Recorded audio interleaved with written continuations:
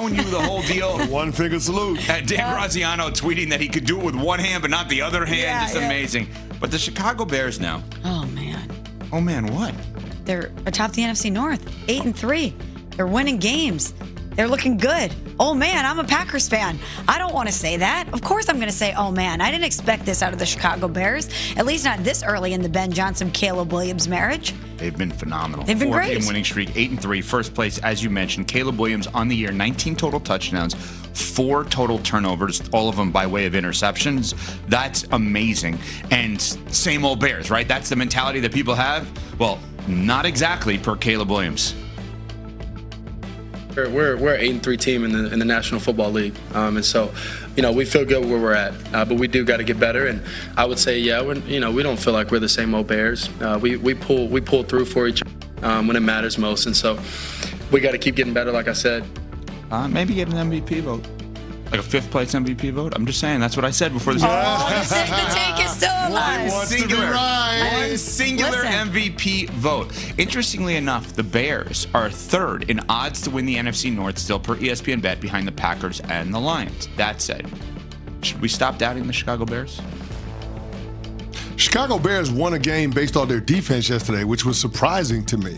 Right? I mean, they were able to capitalize off of the turnovers, the Nashawn Wright interception in the first quarter, short field touchdown for the Bears.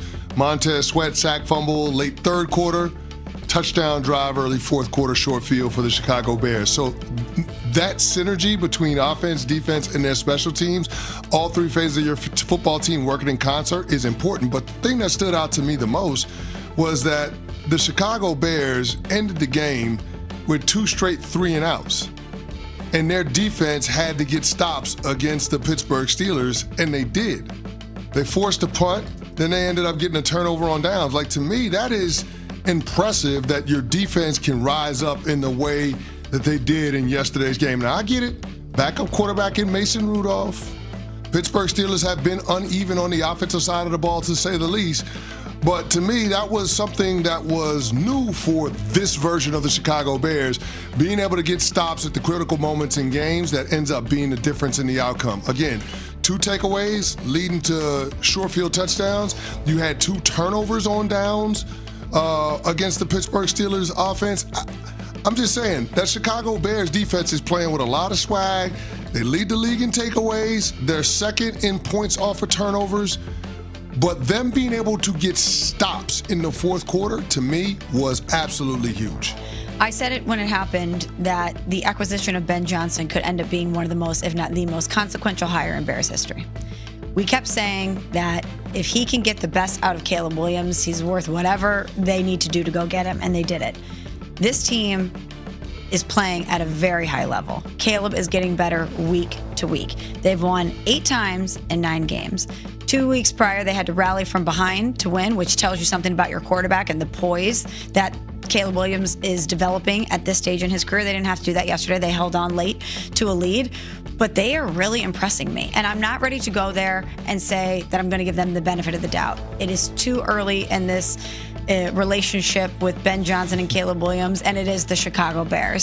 Sometimes bad things happen with them. But I will say that as a Packers fan, I'm nervous. I'm really nervous about how much they're coming along, and you have to wonder, they're sitting there at the top of the division now, so it's not as if, I'm saying, oh, they're coming. They're there. Right. The Packers and the Lions are looking up at the Chicago Bears. Now, do I think they're going to be able to hang on to it? Do I think that they're better than both of those teams right now? No. But I am incredibly impressed with them, and they are not going to be an easy out. It feels like the beginning for the Bears, the beginning of a long tenure of success. They're not going to be an easy out, but there is something that we do have to acknowledge if we're going to have a fair and balanced conversation around the Chicago Bears. Caleb Williams has got to be more accurate with the football. Like he's second in the league in off-target percentage, and that showed up yesterday. And Kyle Duggar should have had not 1 but 2 interceptions from some errant Caleb Williams throws.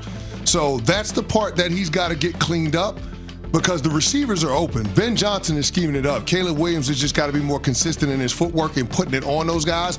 If he can round that corner, going into December and January, then all of a sudden the Chicago Bears go from being a great story to a team that could actually make some noise if they get into the postseason. We'll get into the other part of it later in terms of the Steelers because they are no longer in first place. They blew the lead. They are no longer in first place. Coming up, Caleb Williams, 19 of 35, 239, 3 touchdowns. They didn't run the ball, about 4 yards a carry. DJ Moore had 5 catches, 64 yards, 2 touchdowns. 2 TDs. Dunze had some big catches. Loveland, 4 for 49 and a touchdown. Burden the third, 3 for 46. Man, he looked good. Bears look good. Ben Johnson got this team playing. DA got that defense getting after the quarterback. Man, I will say this, Ocho. I'll Go say ahead. this. Hold on. Tell me. Take your time. Caleb, you got to know when the journey's over. Oh, You can't give up 7 points on your possession. Oh, the safety with TJ Watt. You got sacked. Watt sacked him and he lost the ball. You yeah. can't do that. You can't put your team in harm's way like that. Mm-hmm. Go ahead and throw the ball away.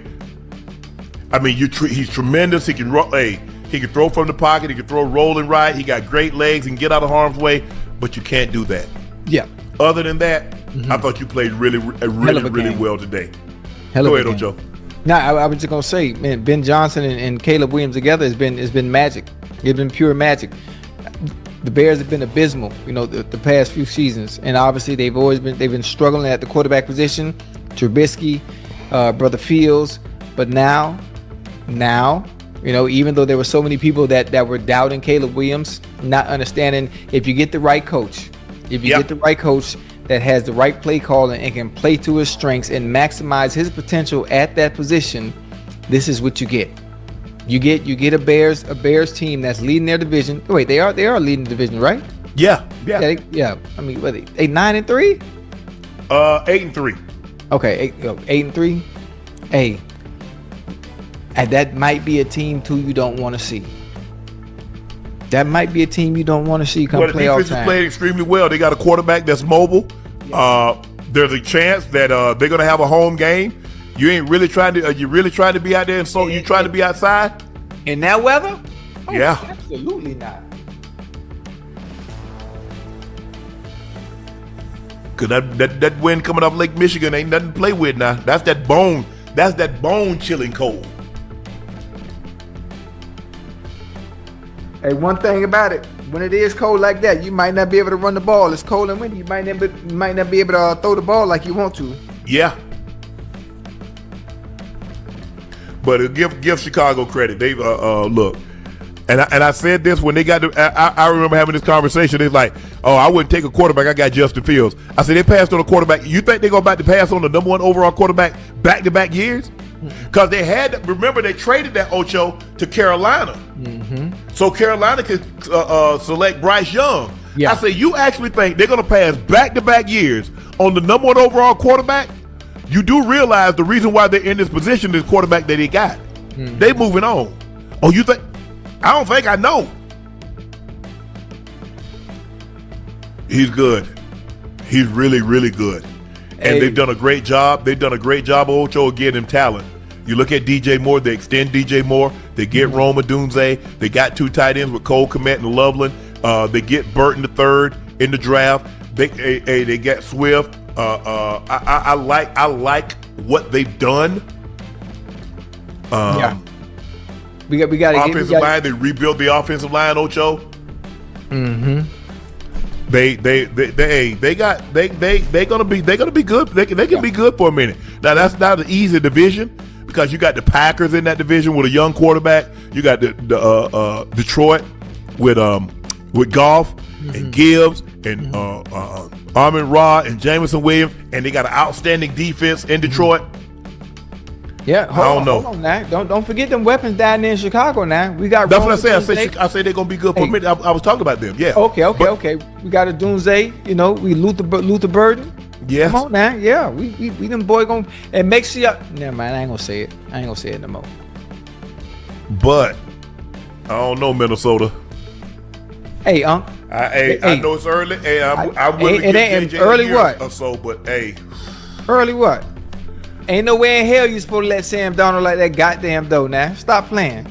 Well, he gone now. So ain't no sense in closing the door now because the cows already out the barn. Were you able to watch that game today? I did watch it. Man, please. If you could turn back the hands of time, I guarantee you they don't let. I'm sure, absolutely they would. Absolutely, yeah, 1,000. As a matter of fact, Justin Jefferson go pick his ass up from the airport. Yeah, you're absolutely right. Absolutely. I know my dog Jetta got to be frustrated, boy. Oh, I know he's frustrated from going to putting up those kind of numbers. Yeah. I mean, think about what Ocho. He was on a historic. I mean, he was talking about the best 5-year, 6-year totals in NFL history. That's the kind of pace he was on. Yeah. And now it's come to a screeching halt because his quarterback play is inadequate. God, it is what it is. I mean, we're not Ocho. We're not breaking Ocho. We're not interrupting normally scheduled programming to break news. Right. If you watch the Vikings play, their quarterback, he leaves a lot to be desired. As I said, I know this is his first year starting, although he's a second-year player. I'm willing to give him time. I'm willing to give him some runway. But I'm saying what my eyes are telling me right now is that he leaves a lot to be desired. Right. Let's see if he can change my perception of how good I think he can be. Chat, I'll leave that up to y'all. Maybe y'all think he's Hey, listen, it's not up to us. He got to make them believers over there in that organization. He got to make his receivers believers too. Because obviously, based on what I saw today, the small sample size of the game I was able to catch, boy, that ain't it, boy. No, that ain't gonna get it done. Not even close to being it. And the funny thing when I think about it is, you still have the same weapons that goddamn Sam Darnold had last year. So it really shouldn't be that goddamn difficult, even though playing the quarterback position is difficult. But for Sam Darnold to make it look like he did last year and then go to Seattle and continue making it look like that, I'm thinking, well, hell, shoot, if he's what he's supposed to be, as high as he got drafted, he should be able to get it done the exact same way. I was concerned, Ocho, let me tell you why I was concerned about him. It's because they really didn't throw the football at Michigan. No, they were a running team. Yeah, they run it right down your mouth. So, hold on. Run that back. I need you to rephrase that and then press pray.